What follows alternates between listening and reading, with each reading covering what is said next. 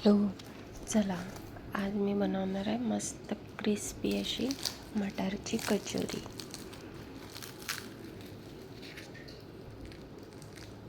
ही मटारची कचोरी बनवण्यासाठी आपण घेतला इथे 2 वाट्या मैदा, 2 वाट्या मटार आणि हा धने, जिरं आणि सौंफ थोडीशी भाजून कलबत्त्यात कुटून घेतली आहे मी, आणि ही अख्खी सौंफ 1 चम्मच घेतली आहे। तर आपण आता मैदा भिजवून घेऊया। त्यासाठी मी त्याच्यात 1 चम्मच मीठ टाकलं आहे आणि 1.5 पळी तेल टाकायचं। तेल फक्त 1.5 पळी टाकायचं आपल्याला, आणि मैद्याला छान मिक्स होईपर्यंत लावून घ्यायचं आहे। हे एवढं मिक्स करायचं आहे जोपर्यंत आपल्या हातात याचा गोळा होणार नाही। छान असं मिक्स करून घ्यायचं आहे। हे बघा, याचा असं फुटेपर्यंत असं मिक्स करून घ्यायचं आहे, आणि घट्टसर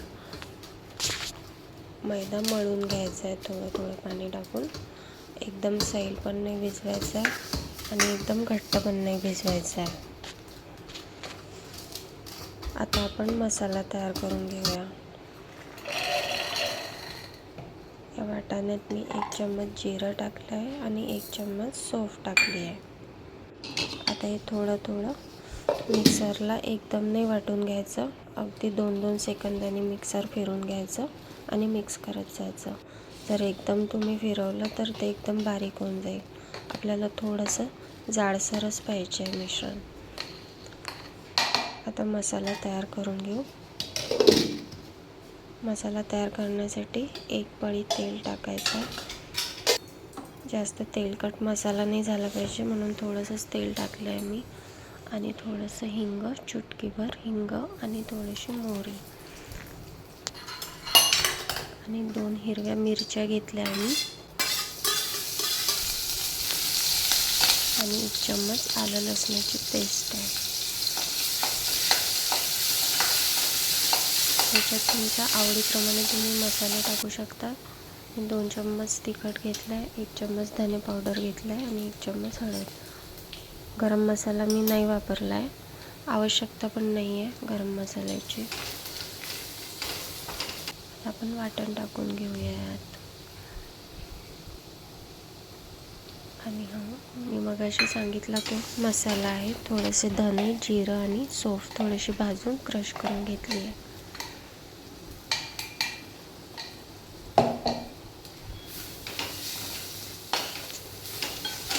आता यात आपल्याला बेसन, पाणी काहीही न टाकता असंच भाजून घ्यायचं आहे, आणि चवीसाठी मी यात 2 चम्मच साखर घातली आहे, 1 चम्मच चिंचगुळाची चटणी घातली आहे, आणि चवीपुरतं मीठ साधारण 1 चम्मच टाकलं आहे मी 2 वाट्या मटारसाठी समजा, आणि छान भाजून घेऊया। यात पाणी, बेसन काहीही न टाकता आपल्याला असाच हा मसाला तयार करून घ्यायचा आहे। आता आपण कचोऱ्या तळण्यासाठी घेऊया। त्यासाठी अंदाजेच तेल टाकलं आहे मी, जसं पुऱ्या तळण्यासाठी टाकतो तेवढंच,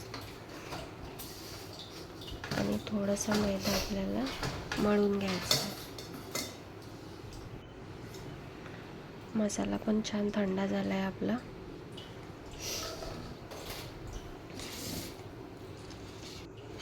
थोडे थोडे आपण पुरीसाठी घेतो तेवढे साधारण गोळे घेऊन लाटून घेऊया। या न लाटता सुद्धा तशाच कचोऱ्या पण बनवता येतात, पण आता मी लाटून बनवत आहे। पुरी एवढ्याला साधारण लाटून त्यात 1.5 चम्मच आपण मसाला भरणार आहे, आणि हा थोडा थोडा साईडनी मध्ये अगदी थोडा प्रेस करून आपण वरून असं पॅक करून घ्यायचं आहे।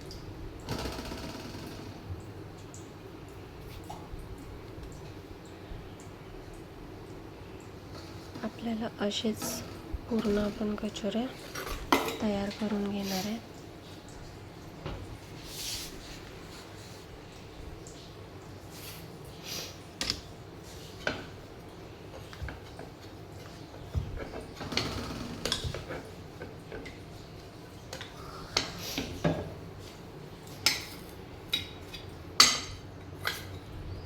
करताना अगदी थोडं प्रेस करून पॅक करून घ्या.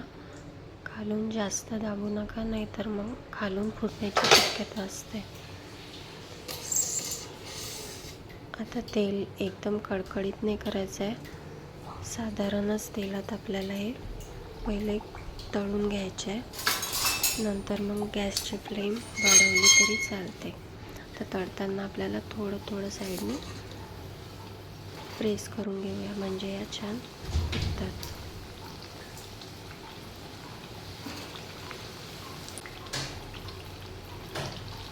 पहिल्यांदा थोड्याशा कोमट तेलातच टाकून घ्यायच्या, नंतर फ्लेम वाढवली तरी चालते. अशा लाल होईपर्यंत आपल्याला हे कचोऱ्या तळून घ्यायच्या आहे.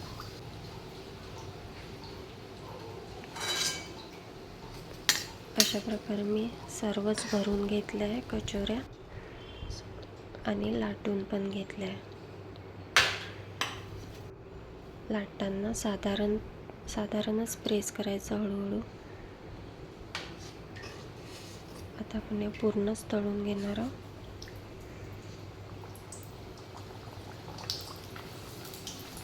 आणि एकही कचोरी फुटणार नाही आहे. सगळ्या मस्त अशा फुललेल्या कचोऱ्या तयार झाल्या आहेत. आणि हे मध्येच मी थोडासा मैदा उरले होता, मैद्याचा एक गोळा, तर त्याचे असेच नमकीन बनवून घेतले. तर काय करायचं मैद्याचं, तर मग बनवून घेतले. आता पूर्ण कचोऱ्या रेडी आहे आणि मी फोडून पण दाखवते तुम्हाला. बघा किती मस्त अशी क्रिस्पी कचोरी आपली तयार आहे. या कचोऱ्यांसोबत कोणतीही चटणी सॉसची गरज नाही आहे. या अशाच मिरचीसोबत खूप मस्त लागतात. नक्की ट्राय करून बघा तुम्ही. आणि तुम्हाला जर माझी रेसिपी आवडली असेल तर लाईक करा आणि शेअर करा. Okay, bye.